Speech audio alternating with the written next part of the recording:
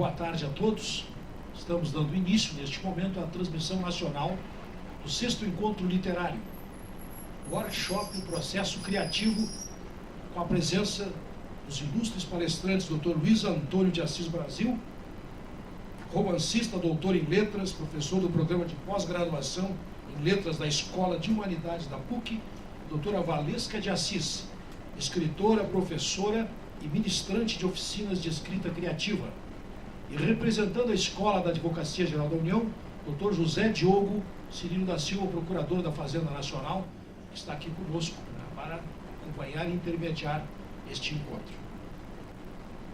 Então, inicialmente, faremos a apresentação curricular sintética dos ilustres palestrantes da tarde. Dr. Luiz Antônio de Assis Brasil, natural de Porto Alegre, Rio Grande do Sul, formado em Direito e doutor em Letras pela Pontifícia Universidade Católica do Rio Grande do Sul. Possui uma vigorosa carreira acadêmica, tendo lecionado disciplinas nas universidades de Sorbonne, Toronto, Leipzig e Açores. Na Pontifícia Universidade Católica do Rio Grande do Sul, criou e coordena até hoje a Oficina de Criação Literária, já contando 34 anos. Professor titular da Faculdade de Letras da PUC, professor desde 1975. Catedrático convidado da Universidade de Açores, pós-doutorado em literatura açoriana, conferencista nas universidades de Tübingen e Leipzig, na Universidade Sorbonne Paris, na Universidade de Toronto, ministrante da Oficina de Criação Literária do Programa de Pós-Graduação em Letras da Faculdade de Letras da PUC. Possui 40 antologias publicadas. Suas obras tratam de temas históricos como a imigração açoriana, o quarto de légua em quadro e os mitos do tradicionalismo gaúcho, a prole do corvo, além de carregarem um forte teor de discussão sobre estética e importância da arte na sociedade. Coordenador-geral do Delfos, Espaço de Documentação e Memória Cultural da PUC, e ex-secretário de Estado da Cultura do Rio Grande do Sul. A seguir passamos ao currículo sintético da doutora Valesca de Assis. Natural de Santa Cruz do Sul, cursou filosofia na Universidade Federal do Rio Grande do Sul e é especialista em ciência da educação pela mesma universidade. Livros publicados: A Valsa da Medusa, A Colheita dos Dias, O Livro das Generosidades, Harmonia das Esferas, Todos os Meses, Disse o Diário, Vão Pensar que Estamos Fugindo e Um Dia de Gato. Tem participado em várias antologias e tem um e-book, Tábua dos Destinos, publicada pela Tertúlia e-books de Portugal, e em 2016, A Ponta do Silêncio. Prêmios da Associação Paulista de Críticas de Artes, revelação de autor com Harmonia das Esferas. Prêmio especial do Júri da União Brasileira de Escritores, com Harmonia das Esferas, indicado para o Prêmio Açorianos de Literatura. Romance por Harmonia das Esferas, Prêmio Livro do Ano da Associação Gaúcha de Escritores, Crônica 2003, por Todos os Meses. O Sul Nacional e os Livros 2005, atribuído à coleção Grilos, finalista do Prêmio Livro do Ano da Associação Gaúcha de Escritores. Infanto Juvenil, por Vão Pensar que Estamos Fugindo, troféu Palavra Viva, atribuído pelo Sintrajuf, Sindicato dos Trabalhadores, pelo conjunto da obra e atividades a favor da formação de leitores. Livro do ano 2016, A Ponta do Silêncio, Narrativa Longa, 2017. Foi membro e presidente do Conselho Estadual de Cultura do Rio Grande do Sul e integrou o Conselho Científico do Portal das Comunidades de Portugal, Açores. Ministra oficinas literárias regulares e ou intensivas em Porto Alegre, São Paulo e na ECON, Escrita Criativa Online, de Portugal. Foi patrona da 63ª Feira do Livro de Porto Alegre em 2017. De imediato, passo a palavra ao Dr. Diogo, que irá então conduzir os nossos trabalhos desta tarde. Muito obrigado. Boa tarde a todos. Professor Assis Brasil, doutora Valesca, é uma satisfação a escola mais uma vez. O professor veio aqui em setembro do ano passado e nos trouxe preciosas considerações para que nós, advogados públicos do Rio Grande do Sul e do Brasil, possamos ter reflexões sobre o processo criativo. Pode parecer estranho que nós tenhamos tanta alegria em trazer um escritor do porte do Narciso Brasil, a Dona Valesca. Mas é sempre uma grande oportunidade para que nós melhoremos a nossa percepção da vida. E quando o Pila leu o currículo dos senhores, eu disse, o que eu vou fazer agora aqui? Ante um currículo tão opulento, me lembrei que talvez, Pila, valesse a pena para 2019 incluir o gosto que o professor tem pela música. Todas as obras dele têm esse toque da música. Eu que li todos os livros dele desde há mais de 40 anos, estou errando no tempo de... Então eu sempre notei, sempre tem uma música lá no fundo, né, que nos motiva. Professor, o senhor e a sua esposa hoje nos brindarão com ensinamentos. Nós estamos aqui presencialmente e à distância buscando a visão de vocês, que é muito útil para nós, especialmente no tempo que estamos vivendo no Brasil e no mundo. A tarde é sua. Bem, é uma alegria estar aqui. Realmente, o ano passado, o Luiz Antônio veio, ficou encantado, falou muito bem, e esse ano eu tive a sorte de ser convidado. Mas ele falará primeiro, até porque eu vou falar de uma parte muito específica, né, que é o bloqueio que as pessoas têm. Como tirar esse bloqueio. Está muito certo com relação à música. Tá? De fato, eu tenho alguns livros cujo tema é a música. E o livro que eu estou escrevendo agora, o tema é a música também. Tá?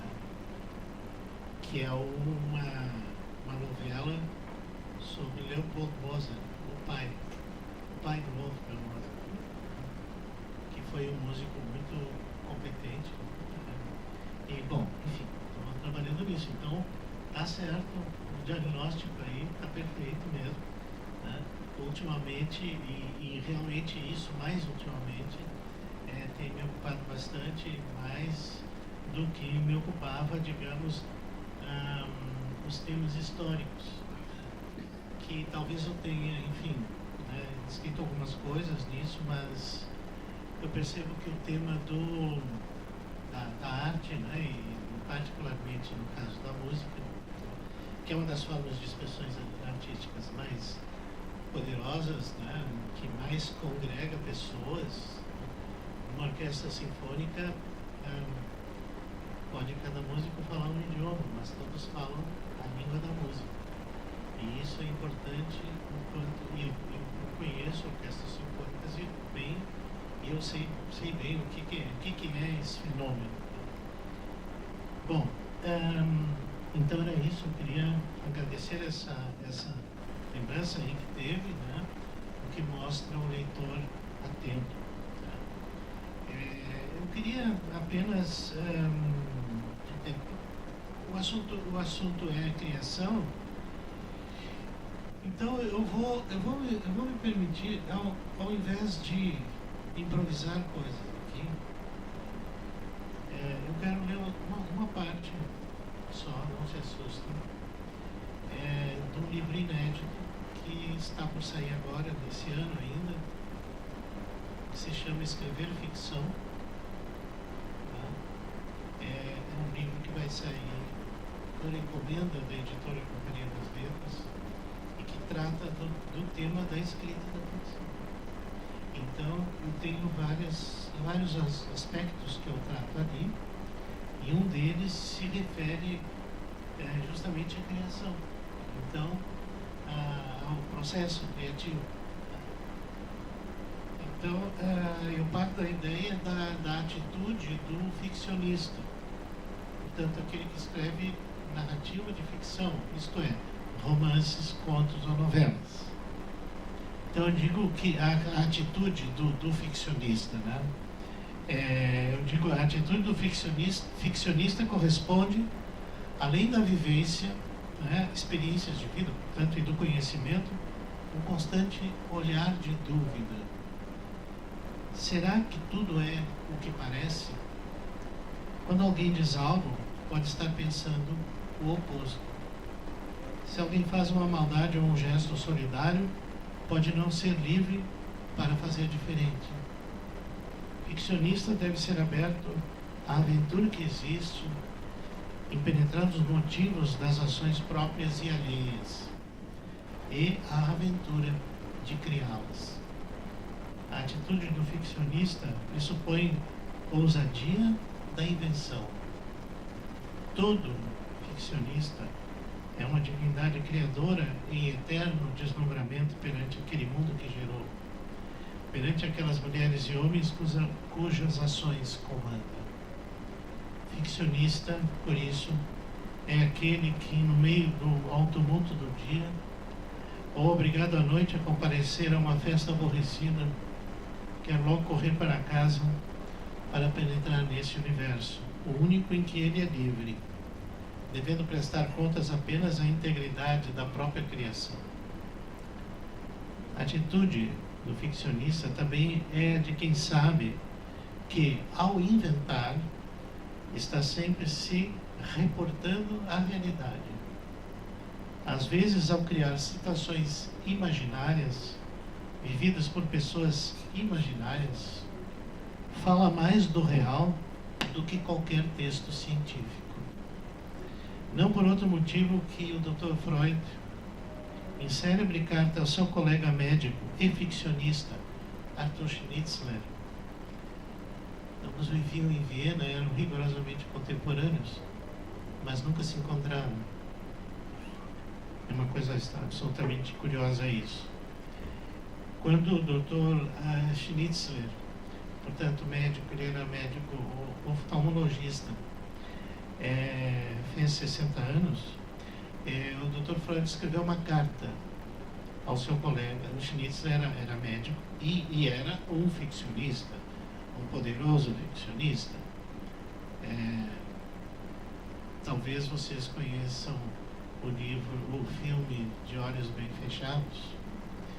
Pois é, foi inspirado numa novela célebre do Dr. Schnitzler, que eu recomendo a leitura. A obra dele está praticamente toda traduzida no Brasil.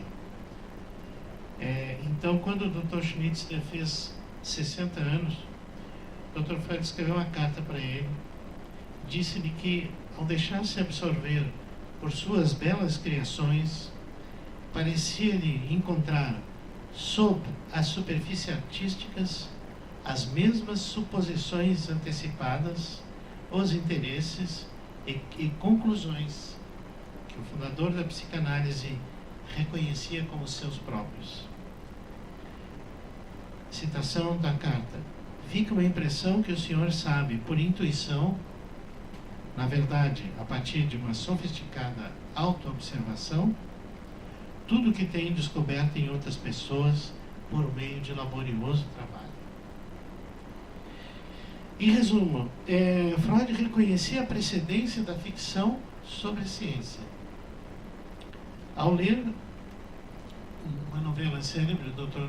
Schnitzler, Fuga para a Escuridão, ao ler Fuga para a Escuridão, que é uma novela de 1931, em que vemos representado o processo de degradação mental de um homem a partir da visão interna dele mesmo, convencemos-nos que o mestre da Bergstrasse sabia bem do que falava ao elogiar Schnitzler. A atitude do ficcionista, por outro lado, deve ser de constante suspeita em relação às suas próprias criações. Não é demais perguntar-se, antes de começar um conto, uma novela ou um romance: serei eu a melhor pessoa para escrever essa história?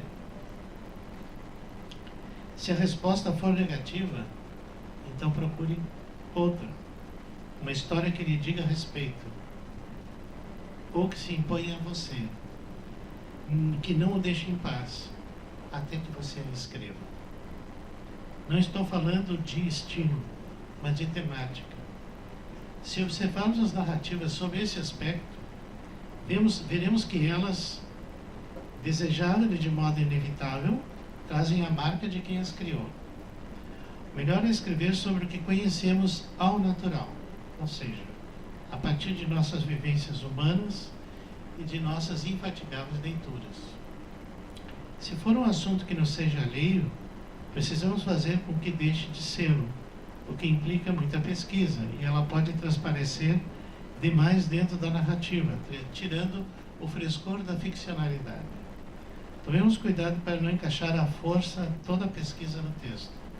Assim procedendo, nossas narrativas resultarão convincentes. E a atitude do ficcionista requer disciplina. Um ficcionista escrevendo representa o momento mais solitário e completo que alguém pode conceber. Aconteça o que acontecer à nossa volta, nossos personagens estarão sempre ali, à espera de serem abastecidos com aquilo que temos de melhor, a palavra.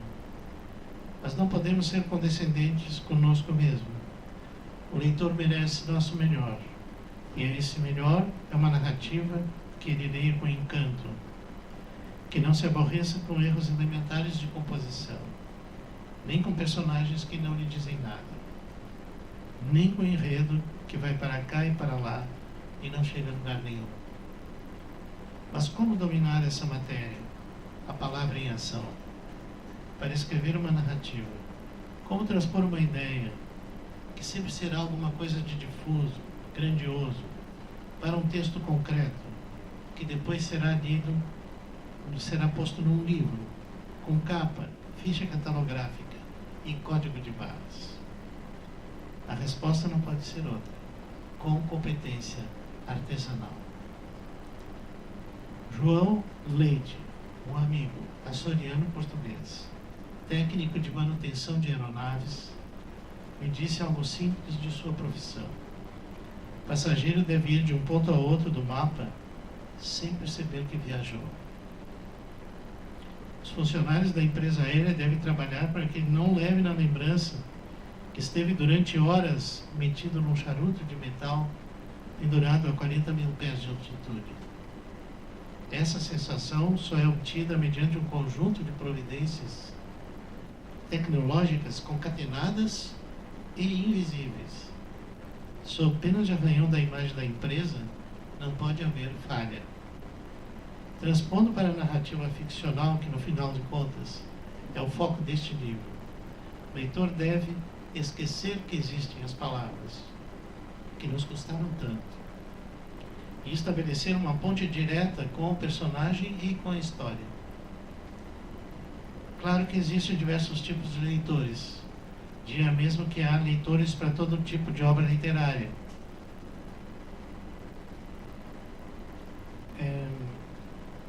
Aliás, os antigos romanos, né? Terêncio, creio, dizia que bom, hoje em dia ninguém me sabe latim, mas enfim, eu vou dizer em latim, depois eu traduzo. Não estou dizendo aqui na plateia, é evidente. Eu estou falando do ensino, que não ensina mais, que diz, pro capito lectore sabe sua fata libere.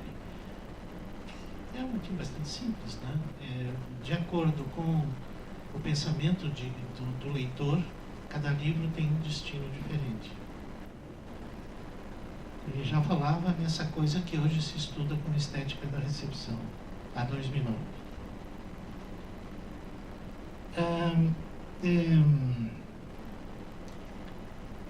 Claro que existem diversos tipos de leitores, diria mesmo que há leitores para todo tipo de obra literária, mas como o leitor não deve perceber, mas como o leitor não deve perceber o esforço de quem escreveu uma novela, nem conhecer os artifícios utilizados para atingir o resultado final. Se ele percebe esse labor, quer dizer, se o leitor percebe esse labor, perde a cota de prazer que ele esperava encontrar ao abrir um livro, exceto se é daqueles leitores que se comprazem em saber como as coisas funcionam e que admiram, por exemplo, os encanamentos exteriores do Centro Jorge Pompidou ou os making-of dos filmes.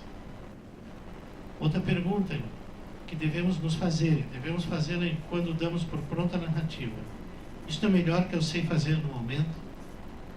Se sim, a narrativa está pronta. Se não, tem de retomá-la desde o princípio. Vale mais fazer isso agora do que depois, quando já está publicada e não nos pertence. Lembre-se, uma vez que decidimos ser ficcionistas, assumimos o compromisso de fazer o nosso melhor. E isso nada tem a ver com talento. dou um salto onde eu trato da questão do talento e já vou aqui encerrando a minha fala, só tratando de um breve assunto que é do Big Bang a geleia geral, ou de onde surgem as histórias. Se você perguntar a ficcionistas, ficará atordoado de tão diferentes que são as respostas.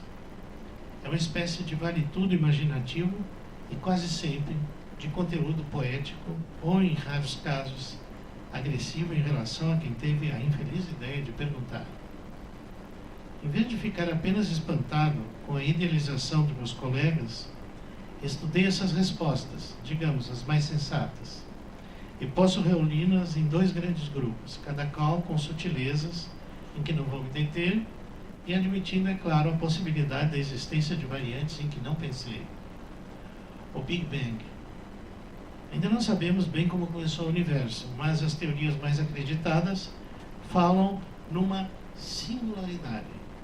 Isto é, há 13,8 bilhões de anos aconteceu qualquer coisa de único e inexplicável, que fez explodir certa massa minúscula e original, dando origem às galáxias, às estrelas e, com o passar do tempo, os planetas e até nós mesmos. Cientistas já avançaram muito, mas ainda não conseguem ir além disso, da singularidade. Gosto dessa palavra, embora ela me arrepie. Big Bang. Só posso denominar assim a circunstância relatada por vários ficcionistas de que, saído do nada, estavam com uma ideia pronta para uma narrativa. Saída do nada, estavam com uma ideia pronta para uma narrativa, com começo, meio e fim. Digamos assim, o Big Bang era uma ideia que nas linhas gerais continha um personagem e a história que dele decorreria. Não sei se isso já aconteceu com você, comigo nunca, mas tenho razões para acreditar nos que contam essa experiência, pois seus relatos têm algumas constâncias, como o impacto e a perturbação que isso causou, e do caráter efêmero da ideia, que obriga logo a anotá-la, seja no gravador do celular ou no guardanapo de papel da pizzaria. Por isso o Big Bang se aproxima do sonho, cuja lembrança, como se sabe, apaga-se à medida em que escoam as horas do dia. Fui mais longe, perguntando se alguma coisa consciente havia gerado a ideia. Que soubessem, não. Ela surgiu do nada. Uma resposta insatisfatória. Não quero entrar em indagações de natureza psicanalíticas, porque de fato não é relevante para os seus efeitos. E quais são esses efeitos?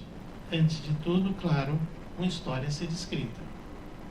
Depois vem a domesticação do Big Bang, transformando em algo melhor do que um atordoamento. Por exemplo, num romance, num conto, numa narrativa literária, que para o uso interno do ficcionista funciona. A geleia geral. Mas a expressão é do poeta Décio Pignatari, que a empregou em 1963. Referia-se à nossa cultura. Citação. Na geleia geral brasileira, alguém tem de exercer as funções de medula e osso. Essa foi a citação.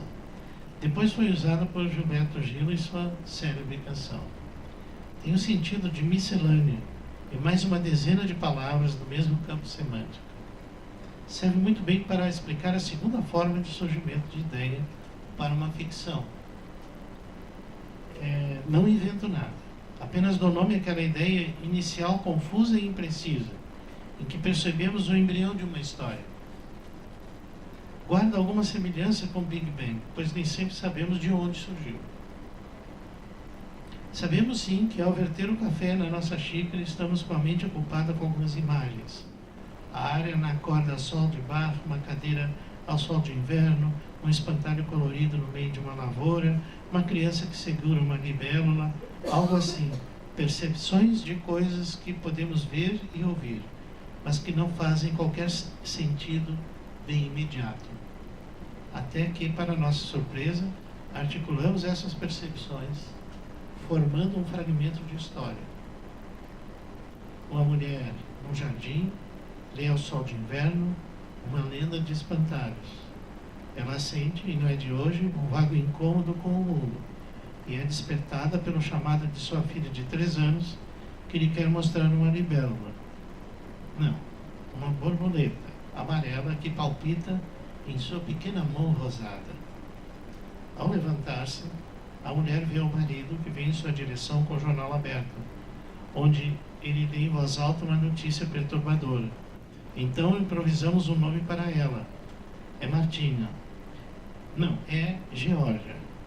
E Georgia pega o jornal e, afastando com delicadeza a filha, ela consegue ler a notícia. E então o cérebro corrige essa história e Georgia não afasta a filha e sim pega no colo e assim lê a notícia que acabou de escutar. E Georgia passa a ocupar nosso espírito mais que o marido, que de pronto eclipsamos. E sim, ela será a personagem central da nossa história. Embora ela hoje não passe de uma mulher chamada Georgia, submetida a um crônico desconforto e que lê uma notícia desconcertante. No dia seguinte, indo para o trabalho, a geleia geral apresenta-se mais nítida e a notícia tratava de seu ex-marido, um violinista, que no último concerto tocara barra. E seu ex-marido morrera num misterioso acidente de carro que a polícia suspeita de suicídio. E ao fim da tarde temos o pré-projeto mental de uma narrativa que sentimos consistente, menor que um romance e maior do que um conto. 3 anos mais tarde, nossa novela é publicada. Na sessão de autógrafos, olhamos para a capa com um espantalho high-tech em que está pousada uma borboleta amarela e pensamos em como essa história poderia ter sido diferente, talvez melhor. Damos um suspiro conformado, mas sabemos que talvez amanhã novas imagens desconexas venham a preencher a nossa insônia e começaremos tudo de novo nessa busca sem fim. Era isso. De certo modo, sabendo que a Valesca ia falar, então eu escolhi falar num tema que conduzisse ao tema que ela vai tratar. Obrigado. Obrigada. Boa tarde a todos. Então, eu agradeço ao Luiz Antônio ter feito essa exposição bem geral, assim, que introduz os diversos problemas e encruzilhadas que a gente tem quando planeja um livro. Eu ia falar em outras coisas, mas eu nem vou, porque foram ditas ali, mas vou aproveitar muito do que eu tinha pensado, do que ele disse. Bom, somos casados, né, há mais de 40 anos, e eu acompanhei toda esta procura dele pelas melhores formas, lendo livros, escrevendo na última página, a lápis, se perguntando como é que o escritor tinha conseguido fazer um diálogo tão comovente, tão emocionante, tão brutal. E assim se passou o tempo, e depois também eu era leitora dos livros dele. E eu, naturalmente, quando jovem, adolescente, tinha escrito horrores de coisas, mas nunca ficava satisfeita. Quase todos nós temos esse período na vida, ou tivemos esse período, mas nada me deixava satisfeita. Isso faz um link com uma experiência que eu tive já aos 38 anos, quando foi aberta a oficina da PUC, iria ser aberta a oficina da PUC. E o meu diretor da minha escola, disse para mim que eu deveria mesmo fazer essa oficina da PUC, por uma razão até bem banal, mas todos os ofícios e requerimentos, coisas pedindo arrumações na nossa escola de vila, eu tinha que fazer, porque hoje eu quero um escorrendo sangue, amanhã eu quero um agradecendo muito. Então, aqueles ofícios e requerimentos treinaram de um certo modo. Aí eu fui participar da primeira oficina, a gente entrava separado, saía separado, porque ninguém nos conhecia também, só o Jaime Cimente que nos conhecia, mas Joana não espalhar, porque seria muito chato, assim, e eu queria aprender, e até hoje aprendo muito com ele. Então, apenas no primeiro dia eu fiquei um pouco preocupada, mas depois eu segui, era um ano de oficina, todas as quintas-feiras, e no final do primeiro ano, naquela época, agora já está diferente, a gente tinha que escrever uma novela.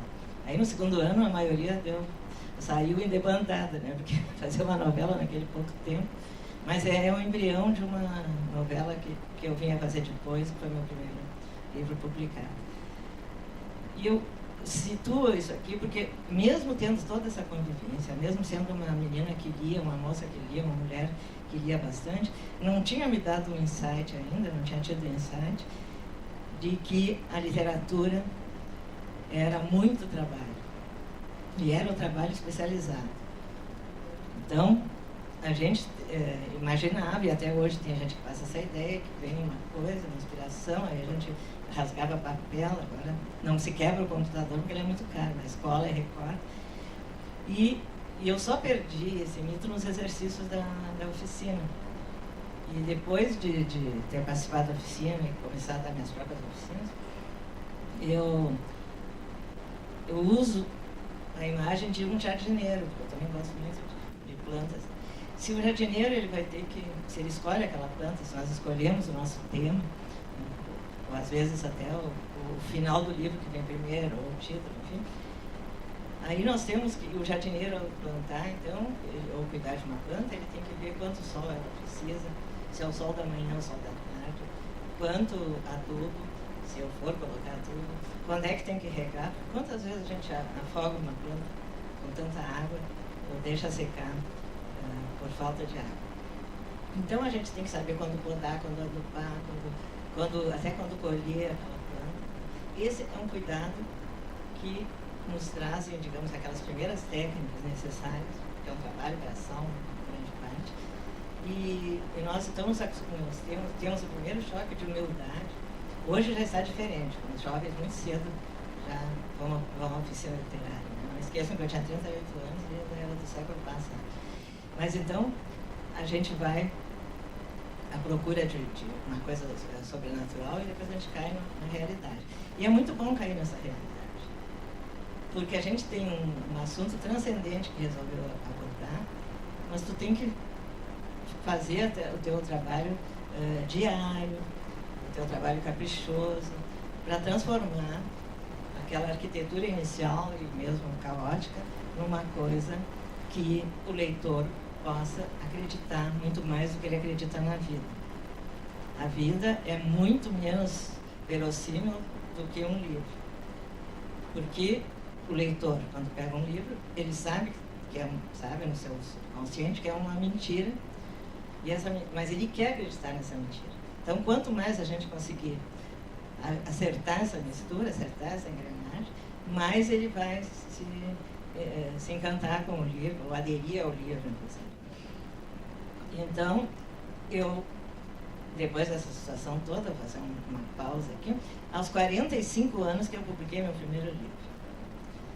E com muito trabalho depois e com muitas coragens depois. Porque eu já não era uma adolescente, que aos 20 anos a gente pode escrever um livro que depois vai procurar nos sebos para ver se pega todas as edições para fazer desaparecer. Eu tinha, então, uma idade, tinha uma vida social, uma vida na sociedade, já consolidada de alguma maneira, e era casado com um escritor que era muito conhecido. Então, eu realmente não podia fazer uma coisa pueril, assim. Então, mas também a gente tem que, o ano passado, quando eu comecei a ser patrona, que eu vou ser patrona até hoje, a primeira patrona da Feira do Livro, eu dei algumas entrevistas e também eu me revisei de novo como mulher, e o quanto eu pude, na minha condição de mulher, perguntavam muito sobre o feminismo, o quanto eu pude avançar e o quanto eu não pude avançar na conquista de um espaço meu, como ele disse, precioso, único, e que mereceria todo o silêncio, toda a consideração, para poder escrever. Não. Eu, até há pouco tempo, me pensava, mas hoje teve sol, eu vou estender a roupa está toda de ser lavado, de ser estendido, ou está chegando a hora do jantar. Então, quando eu vou falar agora em bloqueios, eu vou falar nos bloqueios da mulher, que são muito maiores, digamos que dos homens, quanto a conquistar o espaço, não quanto a trabalhar. Quanto a trabalhar, nós somos iguais, vamos dizer assim, mas o homem, quando, desde o tempo das cavernas, ele foi... Desculpem que eu tenho uma febre interior, assim, que eu tenho que tomar uma doença que eu tenho. Então,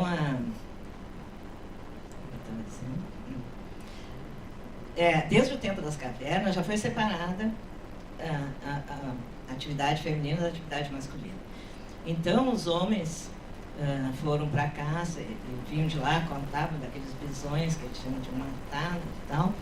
Podia ser um bisão que fugiu, podia ser até menor do que ele disse, mas ele disse que tinha 100 metros de altura, não tinha metros ainda, mas ele desenhava na caverna, né, enquanto que as mulheres ficavam dentro da caverna criando, né, cuidando das crias e depois se dedicando àquela pequena agricultura. Então a mulher desenvolveu um senso, assim, um olhar para dentro, um olhar para as mínimas coisas.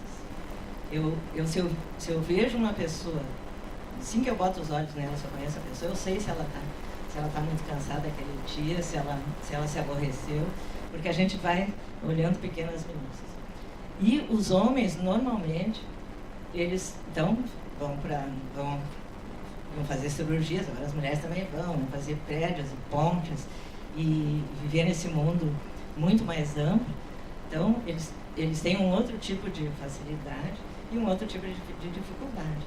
Porque quando eles vão criar um personagem feminino, é um pouco mais difícil, mas a maioria dos escritores tem a sensibilidade de ter observado suas mães, né, quando estavam aflitas, gostando ou não, quando ela diz, onde é que tu estava? Eu não pude nem dormir e tal, né? Então, eles foram vendo que há um pensamento feminino.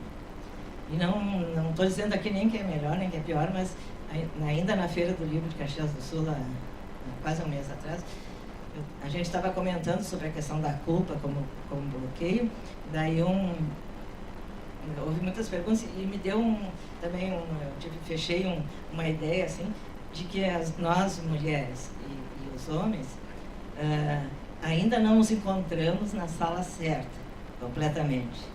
Quer dizer, teria que ter uma sala intermediária, não sei se é a calçada ou o portão, onde viéssemos com as experiências de cada um como uma coisa complementar e não como queixas que um lado tem do outro. Bom, quando eu escrevi esse meu primeiro livro, eu tive uma boa recepção e tal, e também teve aquelas fofocas naturais de uma pessoa que tem um marido, um filho que já faz aquilo, né? Foi ela mesma que fez, não fez. Mas eu já tinha resolvido essa questão. Então agora eu diria assim que eu já fiz outros tantos livros que eu pude descobrir qual é o mito pessoal meu, que todo escritor escreve mais ou menos o mesmo livro de formas diferentes. E eu vou contar então a história do meu livro mais recente, que é A Ponta do Silêncio, que foi o livro mais desafiador para mim. Eu levei 13 anos e meio para escrever e é uma novela bem pequena. Para ver também, as pessoas têm muita curiosidade, o que nos inspira. Para mim, notícias de jornal são altamente inspiradoras. Muitas coisas eu já fiz a partir de uma notícia de jornal. Então, esse livro, acho que ninguém leu, vou fazer uma pequena... Vou falar um pouco no enredo dele, mas não faz mal, porque o que me interessa ali é o efeito que ela tem no leitor e não o desvendamento do fim antes da pessoa ler. Eu li num jornal, numa cidade do interior, que eu tenho bastante relação até, que uma mulher tinha matado o marido. E depois quando essa mulher foi ser ouvida pelo delegado, ela não conseguia falar. Por uma semana, ela não tinha conseguido falar. Aí eu larguei a notícia, porque meu primeiro livro aconteceu, o que o Luiz Antônio disse, que eu botei muita pesquisa, e a crítica que eu tive mesmo de um crítico nosso literário importante, que já não vive mais, era que eu devia ousar mais, fazer um livro mais profundo e mais intimista e deixar um pouco de lado as muletas da história. E realmente ele tinha toda a razão. Mas então eu guardei esse recorte e num dia de fevereiro, quando o meu primeiro neto, que os netos vão ser importantes, tinha 6 meses, eu comecei a escrever o livro.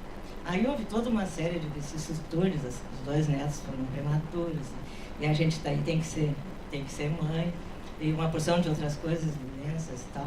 Mas na família eu fui terminar esse livro 13 anos e meio depois de ter começado. Mas eu já tinha conquistado uma coisa muito importante, que é não perder o contato com o livro. Todo professor de oficina vai dizer isso, né? Mas acontece que a gente que é mulher e que tem determinadas ainda coisas, atribuições, digamos, que a gente não consegue se livrar tão... E às vezes não quer se livrar também, porque tem o seu lado bom na vida, né, de crescimento. Toda essa dificuldade, mas toda esse desvio de atenção, eles podem fazer perder um livro. E eu já perdi um livro que era muito bom sobre a Revolução de 1893, tinha toda a pesquisa, e tive que parar um tempo de escrever por algum motivo, assim, de doença e tal. E a gente perdeu familiares, assim, nos primeiros anos, chegasse a perder 6 pessoas num semestre. Então a gente tinha muitas coisas que nos atrapalhavam, né? E eu aprendi com aquilo que se tu deixa realmente, os professores têm razão, se tu deixa de lado o teu livro, tu perde, porque tu é outra pessoa, daqui a um mês, daqui a outra experiência, ou amanhã, enfim. E aquele outro livro que eu tinha pesquisado muitíssimo, que ainda tem material, eu transformei depois, quando eu disse que me convenci de que não daria mais para pegá-lo, o primeiro capítulo que já estava pronto, eu transformei num conto. Ele era praticamente um conto, mas perdia ser um livro que seria muito bom. Então eu me mantive nisso aí. Aí a gente faz o projeto. E eu aprendi na oficina, e embora o professor tenha evoluído já para outros caminhos, eu ainda faço o planejamento. Então eu faço 15 capítulos, escrevo e vejo, eu já sei sempre o final, né? Claro, e vejo, faço um pequeno resumo, e para calcular também a harmonia de tamanho do livro. Então tenho todos os 15 capítulos planejados, assim, em 2 linhas, e às vezes posso até escrever fora da ordem, como no cinema, assim, né? Aí vem um grande problema, assim, depois que tu tem aquele esboço de achar tempo, e um tempo grande, que é para fazer um trabalho de artesanato.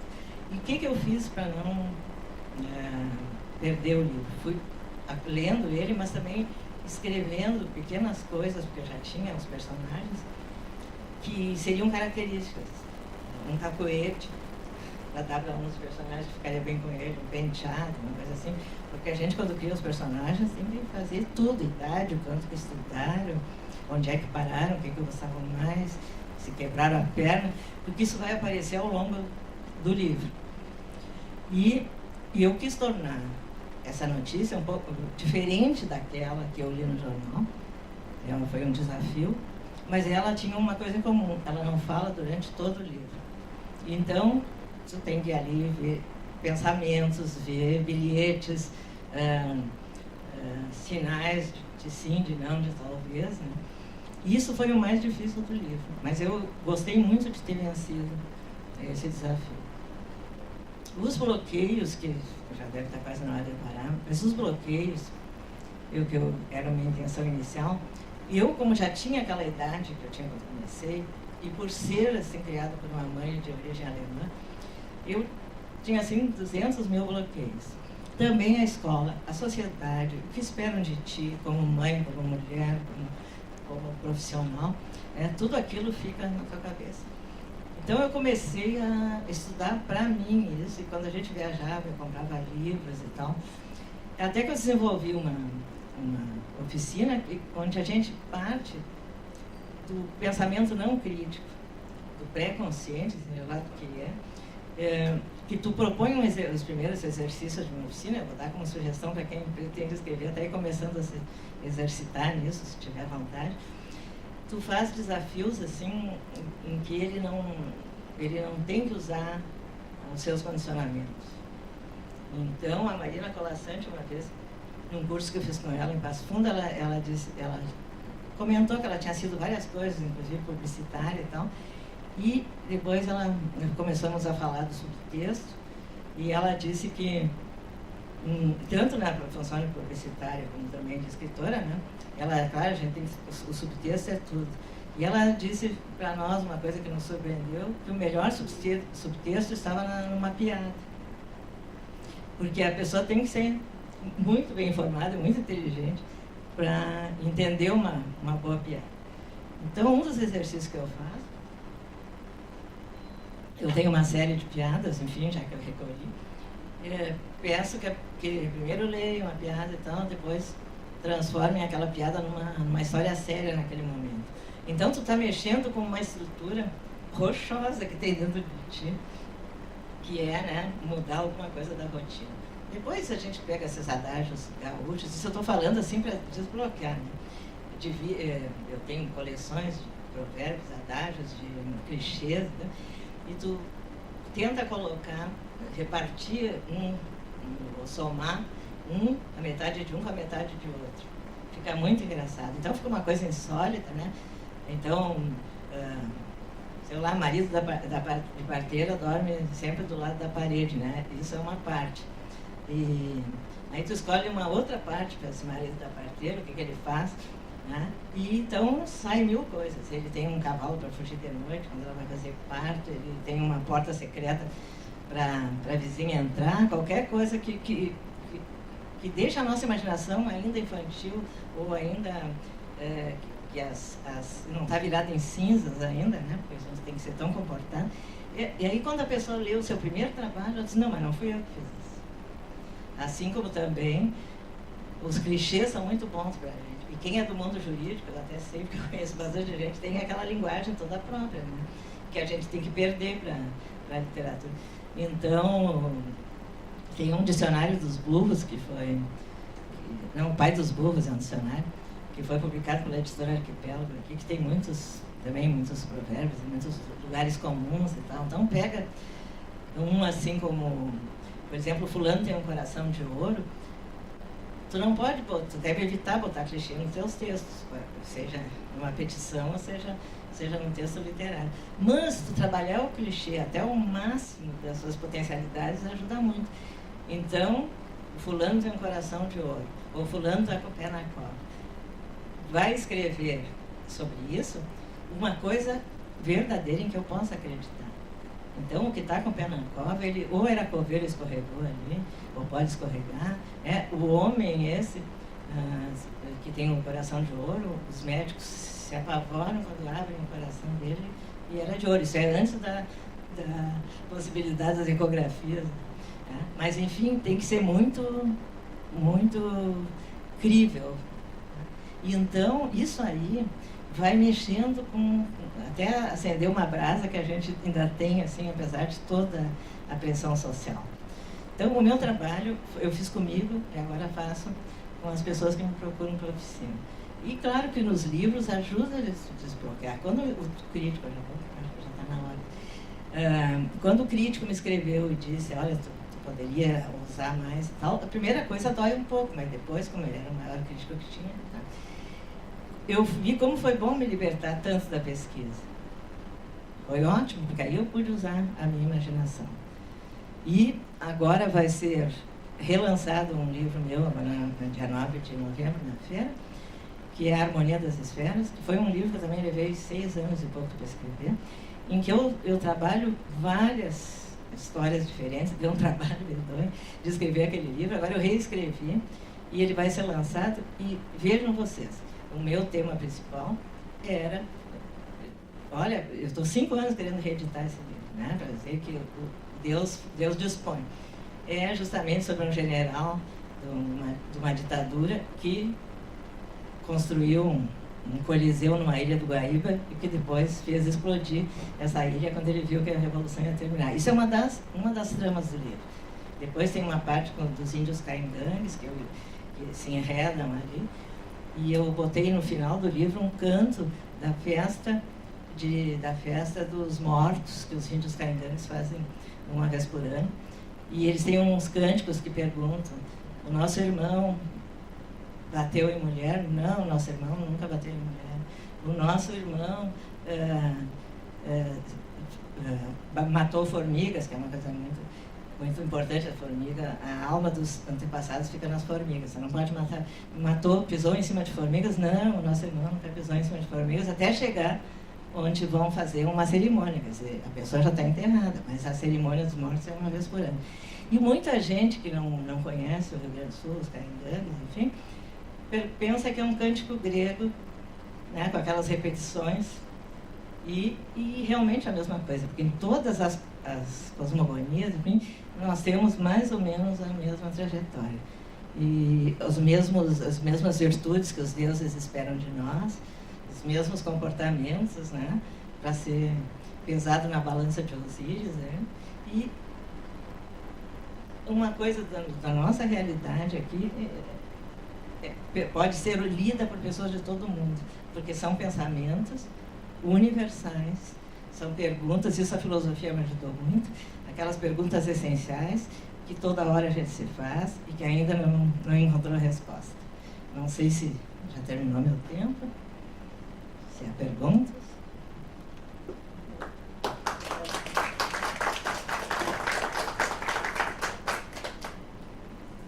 Professor Aguinha, eu tenho uma pergunta para os dois, o casal. Em relação à poesia, isso vale também? Sim, vale. Vale. O processo criativo é o mesmo. Eu fiquei na ficção porque o livro tem esse título, escrever ficção. Mas é isso mesmo, esse é o processo. Embora a poesia seja, naturalmente, tem um grande grau, talvez maior, de intuição, né, do que propriamente a narrativa ficcional, mas o modo de surgir é isso, né? Quer dizer, por vezes eu tenho depoimentos de poetas, né, que me dizem, olha, estou com a coisa pronta, assim, surgiu pronto, né, o poema, e outros constroem lentamente, né? Então, acho que são dois modos de entender a coisa. Isso acontece em música, né? Em música, não é? Então, assim, o caso de alguns músicos, como Mozart, como Rossini, por exemplo, que eram músicos vulcânicos, que a ideia praticamente surgia pronta, né? Diferem bastante de outros músicos, como o caso de Beethoven, que o processo de criação era bem mais laborioso. Aquele tema do quarto movimento da nona sinfonia, que é a Ode à Alegria, né, baseado nos versos de Schiller, há nos cadernos de esboços de Beethoven inúmeras variações daquela mesma melodia até chegar naquele ponto. E fez uma obra magistral. Então, eu quero dizer que não importa justamente o resultado, né? Então, a meu ver, são dois tipos de cabeça: aquele que nasce pronto, vamos dizer assim, né? E aquilo que é uma conquista geral, que metaforicamente eu chamo de processo do Big Bang ou da genética geral.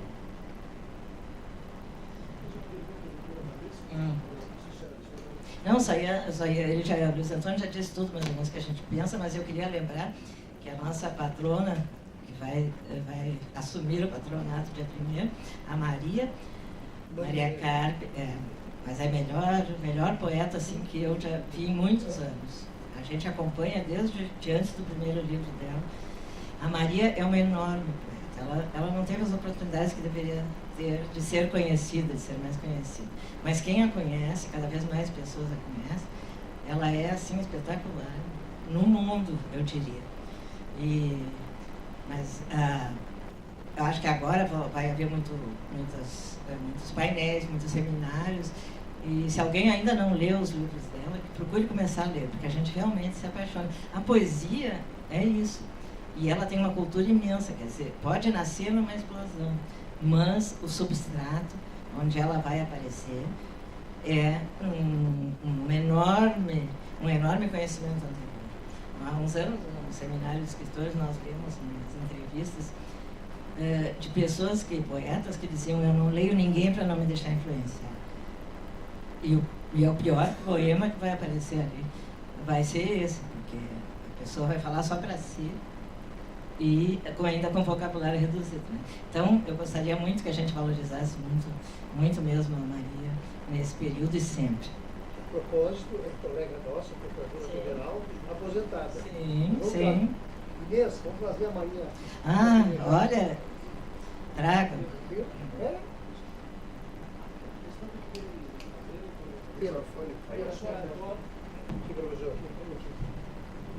A dúvida que gostaria de questionar, doutora Valesca, é com relação à dosagem que a senhora faz da ficção e da realidade para aquelas fases infanto-juvenil e adulto. Como é que a senhora dosa isso na construção, né, dessa literatura, vamos dizer, né? Olha, uma ótima pergunta, porque eu já tive as 3 experiências e uma é completamente diferente da outra. Eu primeiro comecei com livros chamados para o público adulto e eu diria que, assim, com todas as exigências que tem, é mais fácil do que escrever para adolescentes e para crianças. Porque ao escrever para adolescentes, que foi depois do adulto, alguns escritores foram desafiados em 2004, né, a escrever um livro juvenil para uma série que lançaram em 2005 e tinha uma série de regras para o livro se tornar eterno, não podia permanente, não podia ter gírias, também não podia ser numa linguagem estritamente adulta e tal.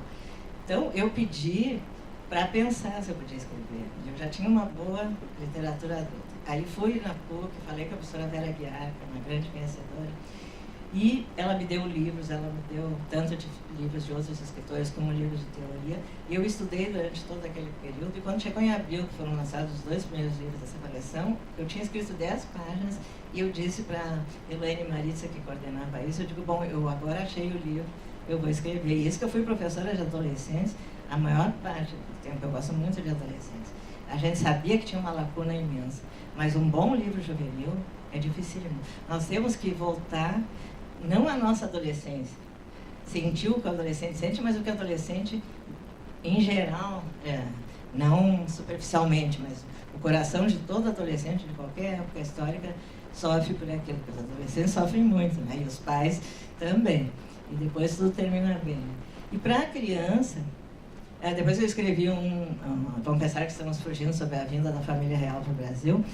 Eu pesquisei muito, porque eu queria mostrar, embora os alunos, os leitores, que geralmente são alunos, riam bastante, porque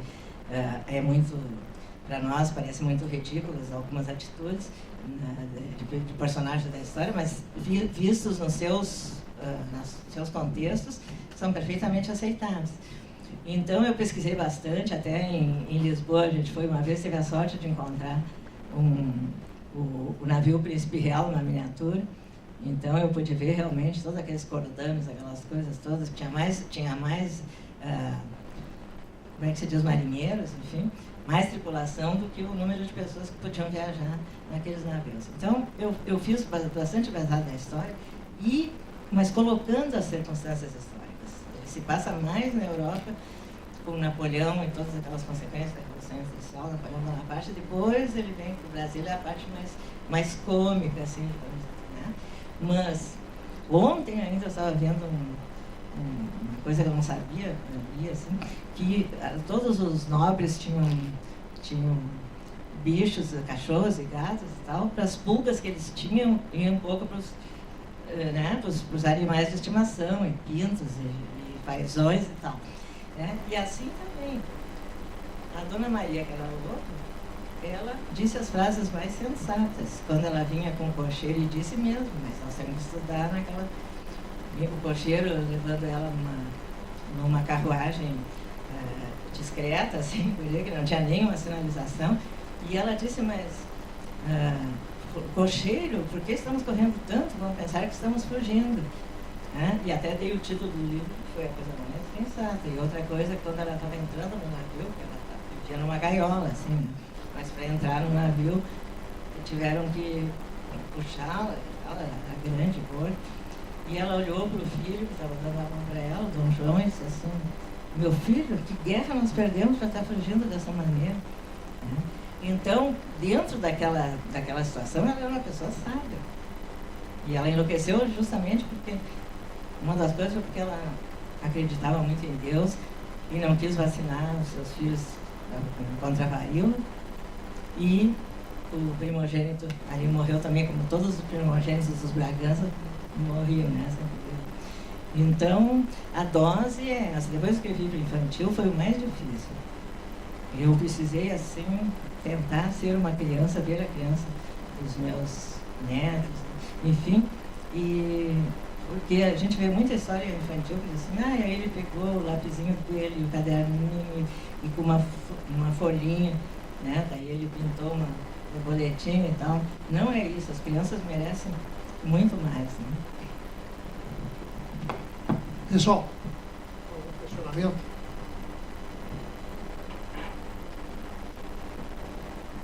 Muito bem. Então me cumpre agradecer mais uma vez aos senhores e doutora Valesca e professor Assis Brasil, quando me convidaram para apresentar os senhores, eu prontamente concordei e li uma crônica, enfim, do Rui Castro, da Folha de São Paulo, domingo, em que ele falava sobre a tristeza que é ver uma livraria com a cultura no Rio de Janeiro fechar. E ele fecha assim, ó, eu acho que é bem interessante. A crise e os problemas não deram tempo à cultura para criar aquele ambiente mágico em que autores e leitores se espelham. Estes sonhando escrever e aqueles ansiando pelo dia em que poderão se dedicar simplesmente a ler. Então, com isso eu encerro. Dona Márcia está presente? Dona Márcia, venha para cá. Chegue seus bons. Chegue seus bons. Dona Márcia, diretora da escola, aqui representante criativo do compromisso. Muito bom. Eu gostaria de agradecer vocês que estão participando desse nosso projeto, que é um projeto, na verdade, capitaneado pela nossa biblioteca, que está aqui a Inês, a Marlene, o Pila. Então, é um projeto que a gente está trabalhando para desenvolver a cultura, a leitura na AGU e também na sociedade em geral, porque a gente também está no público de fora. Então, assim, para nós é uma honra tê-los aqui e participar também desse processo juntamente com vocês, que é a questão da leitura, né? E além disso, a gente também trabalha aqui numa questão de biblioteca comunitária, em que a gente dá acesso à leitura, e tudo bem capitaneada pela biblioteca, nossa biblioteca, feita também, e agora a nossa nova integrante, né, a Ana, e em que a gente dá acesso também à leitura para as pessoas que não têm tanto acesso como terceirizados, estagiários, assim. Então, existe uma biblioteca comunitária ali no primeiro, no térreo, em que as pessoas podem ter acesso a livros. Então, tudo isso faz parte de um somatório de trabalho e ações que estão sendo desenvolvidas por nossa biblioteca para desenvolver a leitura e a cultura dos nossos colegas e amigos. Então, aqui eu quero fazer um agradecimento de pronto, assim, do público da biblioteca que está desenvolvendo esse trabalho. E também, mais uma vez, agradecer a presença de vocês aqui para nos dar esse apoio, tá? E valorizar esse projeto, ambientar o nosso projeto. Muito obrigada.